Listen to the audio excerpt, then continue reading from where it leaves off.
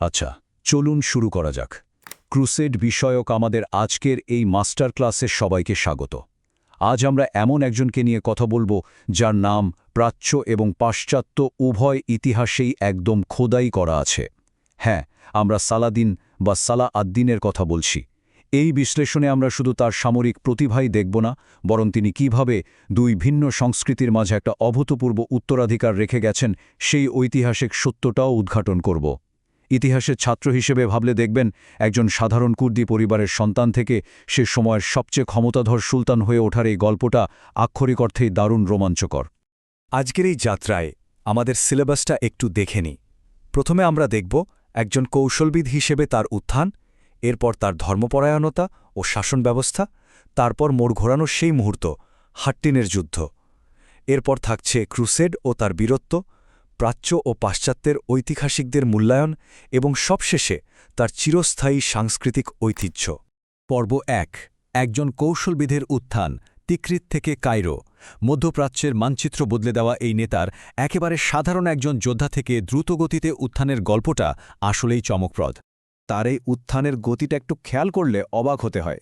১১৩৭ সালে বর্তমান ইরাকের তিকরিতে এক কুর্দি ভাড়াটে সেনাপতির ঘরে তার জন্ম। এরপর ১১৬৪ সালে তাকে তার চাচা শিরকুহের সাথে ফাতেমীয় মিশরে পাঠানো হয়। আর দেখুন, মাত্র কয়েক বছরের ব্যবধানেই ১১৬৯ সালে তিনি মিশরের উজির হিসেবে নিযুক্ত হয়ে যান। এখানেই শেষ নয়। ১১৭১ সালে তিনি শিয়া ফাতেমীয় খিলাফতের অবসান ঘটিয়ে মিশরকে সুন্নি আব্বাসীয় খিলাফতের অধীনে নিয়ে আসেন। এরপর ১১৭৪ সালের মধ্যেই তিনি দামেস্কে প্রবেশ করে সিরিয়া জয় করা শুরু করেন। ক্ষমতাকে এত দ্রুত আর এত নিখুঁতভাবে সুসংহত করার এই ক্ষমতা প্রমাণ করে তিনি আসলে কতটা বিচক্ষণ ছিলেন।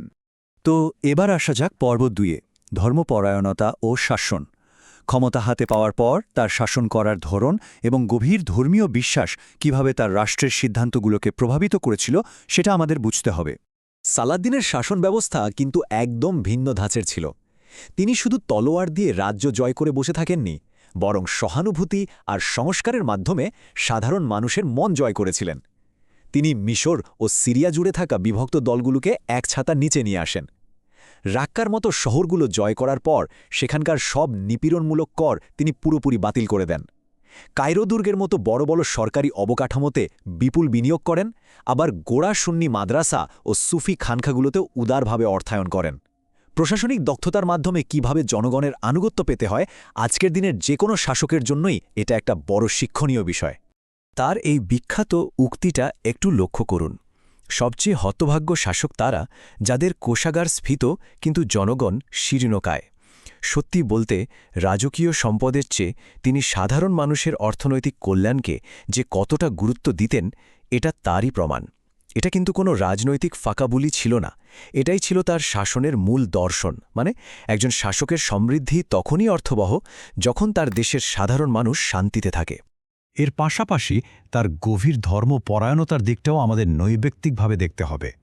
তার সমসাময়িক জীবনীকার বাহা আদ-দ্বীন ইবনে সাদ্দাদের লেখায় পাওয়া যায় যে সালাদিন জিহাদ এবং জেরুজালেম পুনরুদ্ধারের চিন্তায় এতটা মগ্ন থাকতেন যে তিনি অন্য কিছু নিয়ে কথাই বলতেন না, কেবল যুদ্ধের সরঞ্জাম নিয়েই ভাবতেন। মূলত এই ধর্মীয় একাগ্রতাই ছিল তার বড় বড় সামরিক অভিযানগুলোর পেছনের মূল চালিকা শক্তি। এবার আমরা চলে যাচ্ছি পর্ব ৩-এ, মোড় ঘোরানো মুহূর্ত, হাট্টিন। তার সামরিক জীবনের সবচেয়ে সংজ্ঞায়িত বা ক্লাইম্যাক্স মুহূর্তটা এখানেই লুকিয়ে আছে। এই ঐতিহাসিক বিজয়টা আসলে একদিনে আসেনি, এর পেছনে ছিল তার সামরিক শ্রেষ্ঠত্ব। প্রথম ধাপে তিনি ক্রুসেডারদের বাণিজ্য ও সরবরাহ লাইনগুলো পুরোপুরি ব্যাহত করে দেন। এরপর অত্যন্ত চাতুর্যের সাথে ক্রুসেডার বাহিনীকে হাট্টিনের সেই চরম শুষ্ক আর পানিশূন্য প্রান্তরে প্রলুব্ধ করেন। ফলাফল যা হওয়ার তাই হল। তৃষ্ণায় ক্লান্ত প্রতিপক্ষকে তিনি সেখানে শোচনীয়ভাবে পরাজিত করেন এবং তাদের প্রধান নেতাদের বন্দী করেন। এই বিজয়ের পথ ধরেই তিনি জেরুজালেমের দিকে এগিয়ে যান এবং বড় কোনো রক্তপাত ছাড়াই চুক্তির মাধ্যমে পবিত্র শহরটির নিয়ন্ত্রণ নেন। এই কৌশলগুলো প্রমাণ করে রণকৌশলে তিনি কতটা নিখুঁত ছিলেন। যুদ্ধের ঠিক পরপরই সালাদিনের চরিত্রের একটা দ্বৈত কিন্তু খুব প্রাসঙ্গিক দিক ফুটে ওঠে। তিনি জেরুসালেমের রাজা গাই অফ লুসিগনানকে ক্ষমা করে দেন, এই বলে যে রাজাদের হত্যা করা রাজাদের প্রথা নয়। অথচ অন্যদিকে রেনাল্ড অফ শাতিলনকে তিনি মৃত্যুদণ্ড দেন। কেন? কারণ রেনাল্ড বারবার শান্তি চুক্তি ভেঙে মুসলিম কাফেলায় নির্মম হামলা চালিয়েছিল। এই ঘটনা থেকে পরিষ্কার বোঝা যায় সালাদিনের সহানুভূতিকে কোনোভাবেই দুর্বলতা ভাবার সুযোগ নেই। প্রতিশ্রুতি রক্ষার ক্ষেত্রে তিনি ছিলেন কঠোর আর ন্যায় বিচারের প্রশ্নে একেবারে আপোষহীন। আমাদের চতুর্থ পর্ব হল বীরত্ব ও ক্রুসেড। ইউরোপীয় বাহিনীর সাথে সালাদিনের যে বিখ্যাত মিথস্ক্রিয়াগুলো হয়েছিল তা মূলত এই নৈতিক মাপকাঠির ওপরই দাঁড়িয়েছিল, আর এটাই পাশ্চাত্যে তার বীরত্বের খ্যাতিকে অমর করে রেখেছে।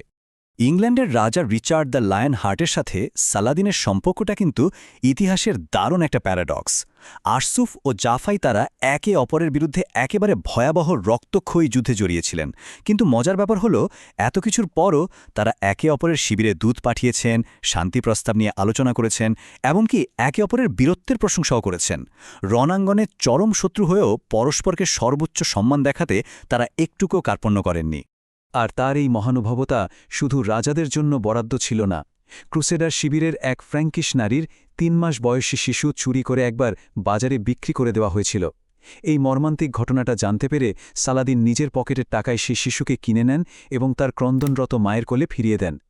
শুধু তাই নয়, সেই নারীকে নিরাপদে শিবিরে ফেরার জন্য একটা ঘোড়াও দিয়ে দেন।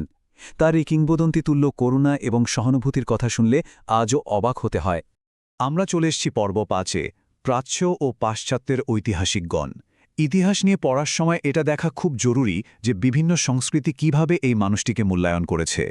প্রাচ্য এবং পাশ্চাত্যের প্রাথমিক উৎসগুলোতে সালাদিনকে আমরা দুটো সম্পূর্ণ ভিন্ন দৃষ্টিকোণ থেকে দেখতে পাই। মুসলিম ঐতিহাসিক বিবরণগুলোতে মূলত তার চরম ধর্মপরায়ণতা, জিহাদের প্রতি অবিচল ভক্তি এবং গোড়ার সুন্নি শাসন ফিরিয়ে আনার বিষয়গুলোকেই বেশি গুরুত্ব দেওয়া হয়েছে। অন্যদিকে মধ্যযুগীয় ইউরোপীয় বিবরণগুলো তাকে একজন অখ্রিস্টান হওয়া সত্ত্বেও রাজকীয় বদান্যতা, নাইটদের বীরত্ব এবং দরবারি সদ্গুণের এক নিখুঁত আদর্শ হিসেবে প্রশংসা করেছে। আর এই দুই পক্ষের প্রশংসাই যে অমূলক ছিল না, তার প্রমাণ পাওয়া যায় ছোট্ট একটা পরিসংখ্যানে।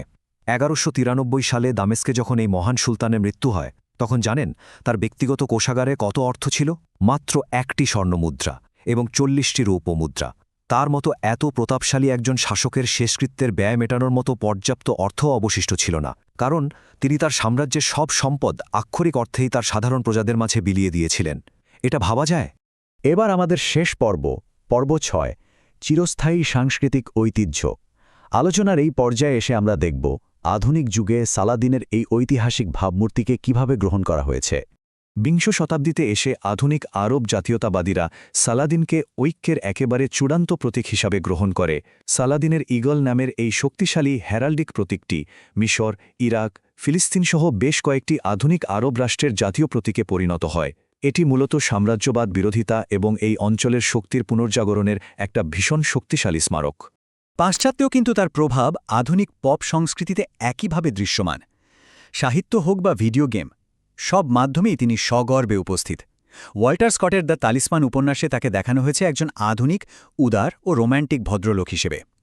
হলিউডের সিনেমা কিংডম অফ হেভেনে তিনি এক মহান, দার্শনিক এবং সম্মানজনক প্রতিপক্ষ। আবার এজ অফ এম্পায়ার্স বা সিভিলাইজেশনের মতো গেমগুলোতে তিনি আরবীয় সভ্যতার তীক্ষ্ণ কৌশলগত নেতা। সালাদিনের মিথ কিভাবে বিশ্বজুড়ে যুগের পর যুগ মানুষকে মন্ত্রমুগ্ধ করে রেখেছে, এগুলোই তার অকাট্য প্রমাণ। আজকের এই মাস্টার ক্লাসের একদম শেষে এসে একটা গভীর প্রশ্ন রেখে যেতে চাই। সালাদিনের জীবনে কৌশলগত সামরিক প্রতিভা আর অত্যন্ত উঁচু মানের নৈতিক শাসনের যে অদ্ভুত একটা মিশ্রণ দেখা যায়, ইতিহাসে এমনটা সত্যিই বিরল। ইতিহাসের ছাত্র হিসেবে আমাদের একটু ভাবা প্রয়োজন, বর্তমান পৃথিবীর নেতারা কি আদৌ কখনো সালাদিনের রেখে যাওয়া এই বীরত্ব আর কৌশলগত সহানুভূতির মানদণ্ডে পৌঁছাতে পারবেন, নাকি অসাধারণ গুণাবলীর সংমিশ্রণ কেবল ইতিহাসের পাতায় ওই একবারই ঘটেছিল? এই প্রশ্নের উত্তর খোঁজার মাধ্যমেই আমাদের আজকের এই বিশ্লেষণ এখানেই শেষ হচ্ছে। শিক্ষার এই যাত্রা অব্যাহত থাকুক।